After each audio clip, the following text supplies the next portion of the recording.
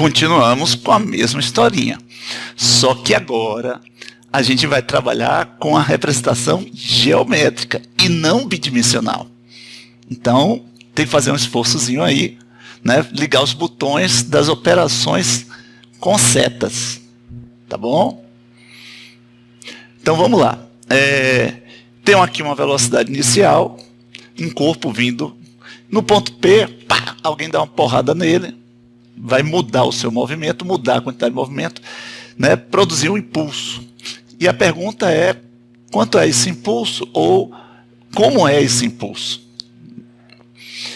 Bom, é uma questão bem de desenho, mas a ideia é a mesma que antes, a do formato bidimensional.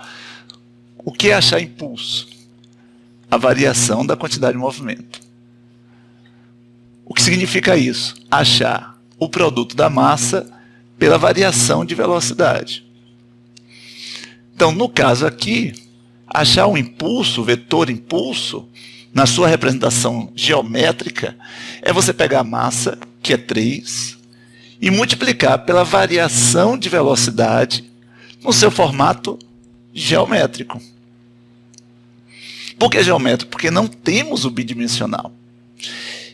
E também não temos o tamanho desses vetores. A gente vai fazer mais ou menos um esboço.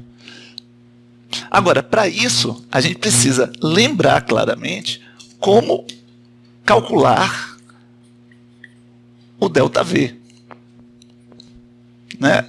Na verdade, como calcular um delta? Um delta é uma variação, né? E você calcula pela diferença do que mudou, do início para o fim, né?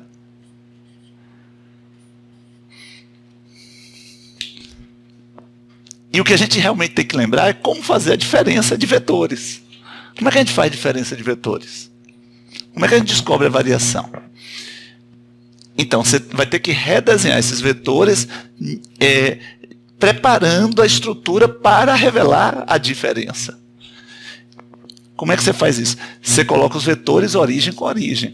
Então, você vai pegar, trazer esse vetor para cá. Quanto mais próximo do que ele realmente é, melhor vai ser sua resposta. Então, ele não é horizontal, também não é vertical. Ele é bem vertical. E o tamanho dele é desse tamanhozinho assim. Então, aqui está muito grande.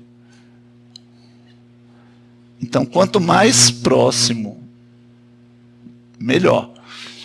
Esse é o vetor V inicial. E o V final? O V final é um vetor para cima, maior que o V inicial. Então, vou desenhar para cima, mais ou menos paralelo aqui, né? Quer dizer, o certo seria definir paralelamente, mas é difícil sem aparelhos geométricos, né? Então, vou fazer mais ou menos... Agora, esse tamanho é maior do que esse. Então, se eu tivesse uma régua, seria melhor, né?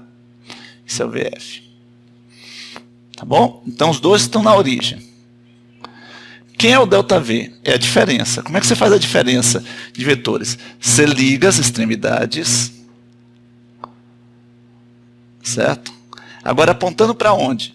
Apontando da ponta do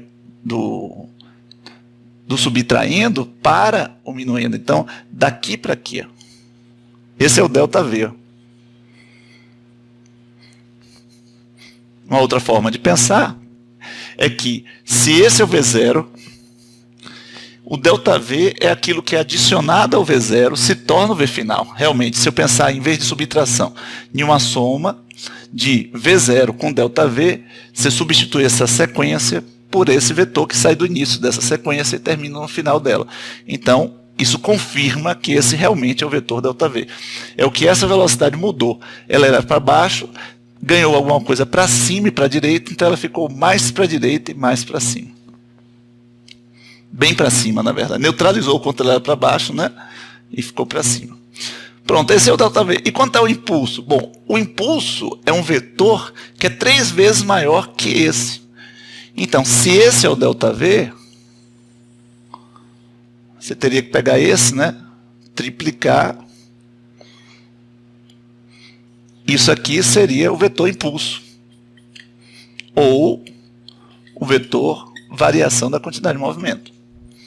Então, o que eu quero nesse exercício aí abaixo, o que eu quero nessa nesse slide, nesse quadro, é que você trabalhe com impulso e variação de quantidade de movimento na sua representação geométrica. Então, faça o exercício aí abaixo.